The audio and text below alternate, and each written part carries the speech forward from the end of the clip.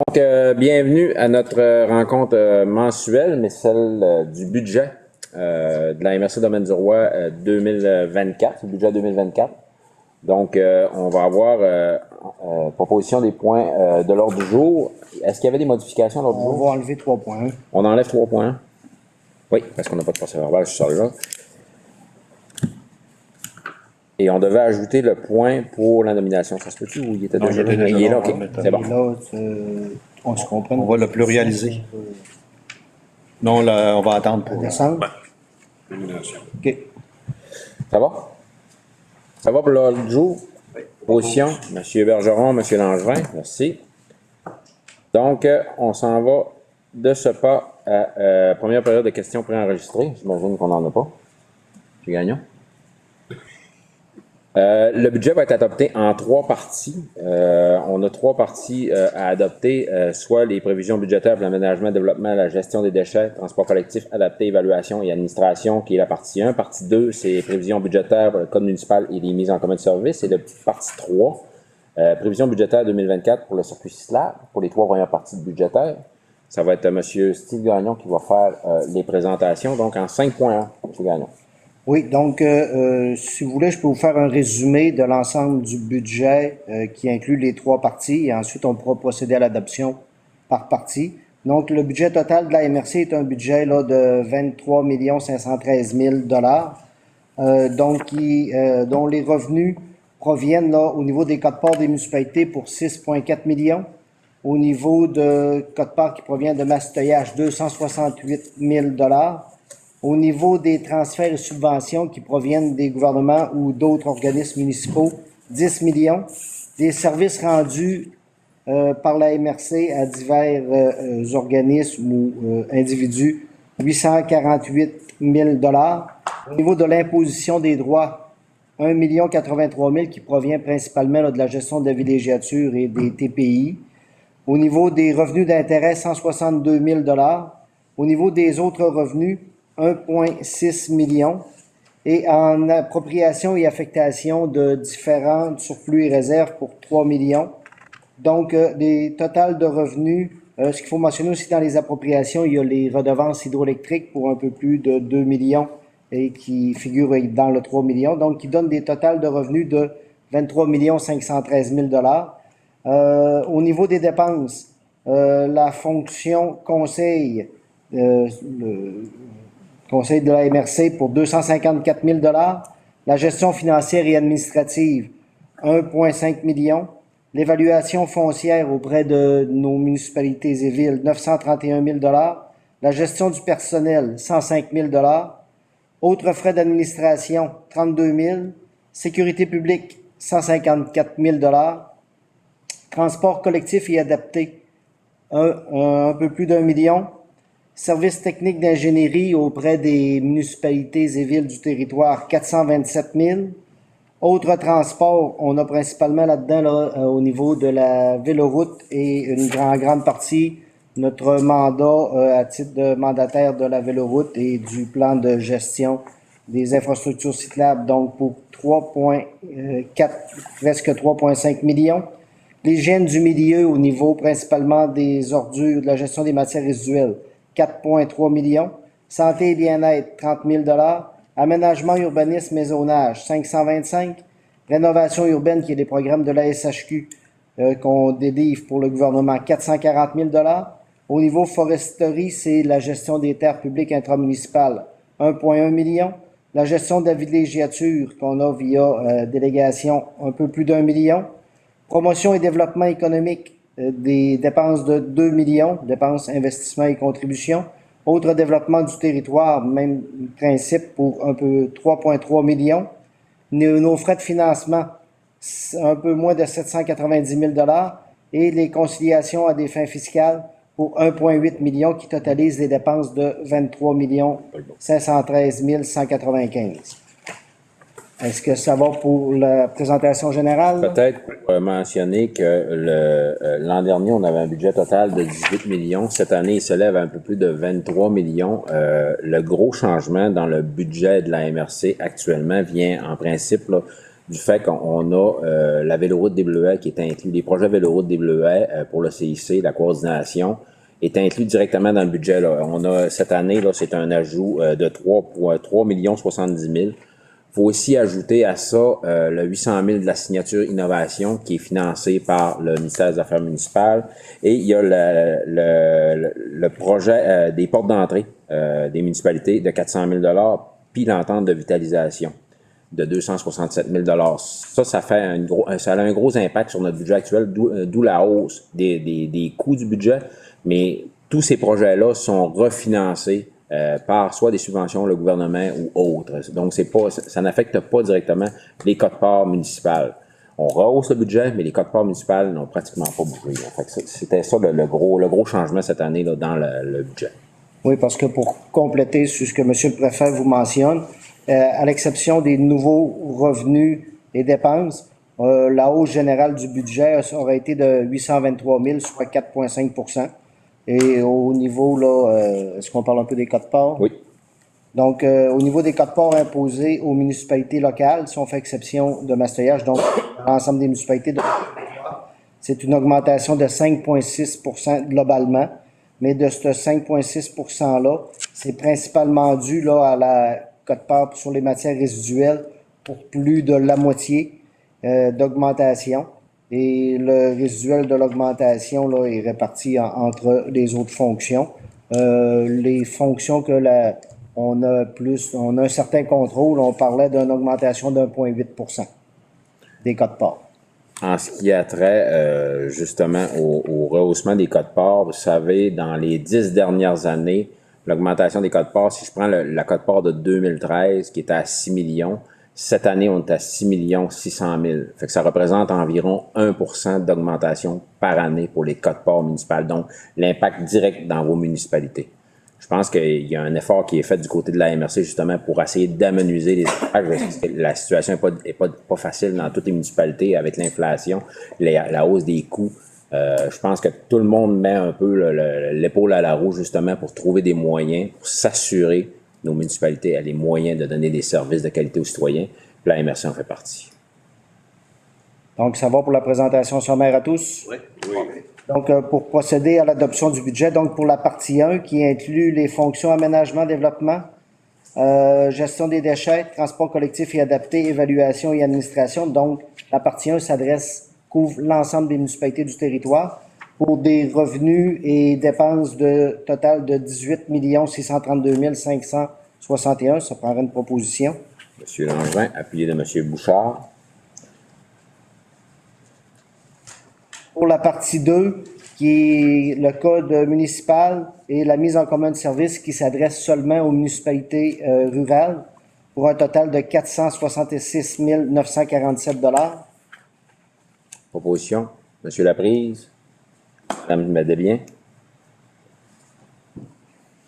Et pour la dernière partie qui concerne là, les municipalités couvertes par le circuit cyclable pour des revenus et dépenses totalisant 3 496 667. M. Bergeron, puis M. Chiasson. Merci. Comme vous avez pu le constater, dans les parties budgétaires, seules les municipalités qui sont concernées peuvent faire la proposition et l'appui de cette adoption-là. Donc, on serait rendu à 5.4, adoption des prévisions budgétaires 2024 du territoire non organisé maintenant. Oui, donc au niveau du TNO, on vous a présenté là, les prévisions budgétaires qui totalisent au niveau des revenus 913 767 qui provient principalement là, des taxes foncières pour 685 723 et la compensation pour les terres publiques de 165 434. Et au niveau des dépenses, on a au niveau de l'administration 124 000, l'aménagement du territoire un peu moins de 139 000, au niveau de la quote-part pour la préparation d'évaluation foncière 101 000, au niveau des quotes-parts sur les partages de services 23 000, service de la Sûreté du Québec 72 000, programme d'investissement routier qui est retourné aux villégiateurs, je pourrais dire un peu plus de 258 000, en subvention 10 000, en matières résiduelles, pour la gestion des matières résiduelles, 18 000, Et au niveau du développement potentiel du TNO, 167 500 qui couvre les dépenses de 913 767. Donc, on l'aura là, dans le règlement là, au point 5.6 au niveau des taux et de taxes et des tarifs. Ça inclut là, un taux de taxe foncière de 0,75 cents du 100 $ d'évaluation qui est stable là, depuis de nombreuses années. Et au niveau des taxes d'ordures, une légère hausse là, de 10 $ pour les permanents pour être à 80 et de 5 $ pour les saisonniers pour 40 $. Ça va pour ça. Donc, c'est une adoption. Besoin d'une proposition. M. Chiasson, puis de M. Boivin.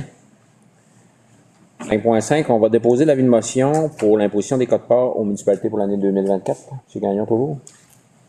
Oui, donc on vous a déposé là, le projet de règlement qui vise l'imposition des quotes-parts dont on a fait part là, lors de la présentation du budget pour l'ensemble des activités, soit aménagement et développement pour 309 574, code municipal pour 12 000, gestion des déchets pour 4 087 000, transport collectif et adapté 138 000, évaluation pour 931 148, mise en commun de service pour 117 165 et administration 514 000 et circuit SLAB pour 300 627.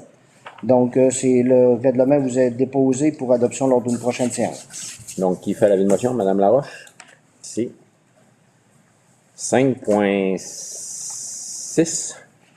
Non, oui, 5.6. Avis de motion, règlement, taux de taxe, tarif de compensation pour les services en TNO. Oui, donc c'est pour dépôt du projet de règlement et avis de motion pour déterminer les taux dont je vous ai fait part tout à l'heure au niveau de la taxe foncière à 0,75 cents du 100 et les taxes de compensation pour les services d'ordures. M. Bouchard dépose l'avis de motion.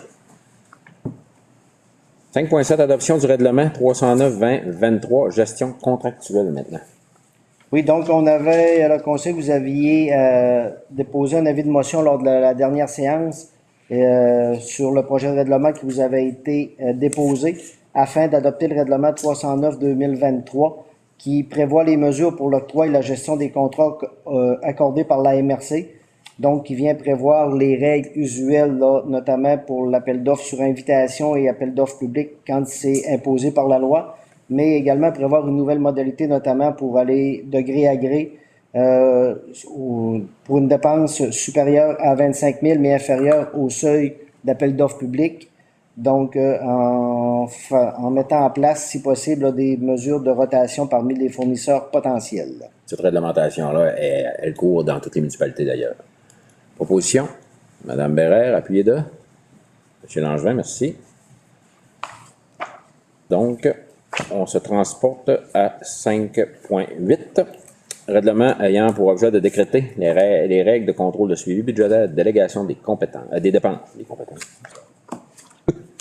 Donc, vous aviez, il y a eu de déposer lors de la dernière séance le projet de règlement 310-2023 et avis de motion avait également été donné pour adopter le règlement 310-2023 qui vient, là, comme M. le préfet l'a mentionné, décréter les règles de contrôle et de suivi budgétaire et de délégation des dépenses, notamment là, pour établir les règles de responsabilité de fonctionnement pour toute dépense à être engagée par un fonctionnaire ou un employé de la MRC, établir les règles de suivi et de reddition des comptes budgétaires là, via la délégation.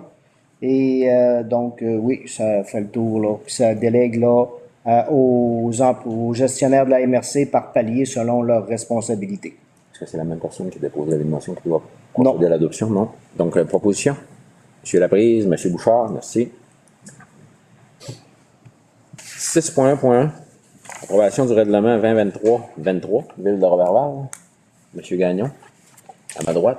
Oui, donc en l'absence de M. Bouchard, ça va me faire plaisir de vous présenter les points d'aménagement du territoire ce soir au meilleur de mes compétences. Donc, vous pourriez ce soir là, approuver le règlement 2003-23 de la Ville de Roberval. Donc, c'est un règlement là, qui concerne les dérogations mineures, donc de manière à adapter les dispositions relatives aux dérogations dans un lieu où l'occupation du sol est soumise à des contraintes particulières pour des raisons de sécurité ou de santé publique ou de protection de l'environnement. Donc, c'est conforme au schéma d'aménagement. Vous pourriez approuver le règlement. Mme Laroche, M. Bergeron, merci. En 6.3.1, Contribution financière, projet de sensibilisation des utilisateurs de VHR par la Société de gestion environnementale. Oui. En fait, la Société de gestion environnementale a adressé une demande financière à la MRC pour réaliser un projet de sensibilisation au niveau des utilisateurs de véhicules hors route, donc les quads et les motoneiges, pour protéger les milieux naturels. Donc, le projet, en fait, il consiste à installer une quarantaine de panneaux de sensibilisation qui vont être installés à des endroits plus sensibles au niveau environnemental. Donc, vous pourriez ce soir autoriser un montant de 15 000 $, donc ce qui représente 20 du budget. Donc, on comprend que c'est un projet qui est beaucoup plus coûteux, mais la participation de la MRC serait de 20 Donc, puis bon, il y a aussi un lien à faire avec le plan régional des milieux humides et hydriques au niveau des actions qu'on va avoir à faire dans ce cadre de cette planification-là. Donc, vous pourriez le financer à même le budget de la MRC.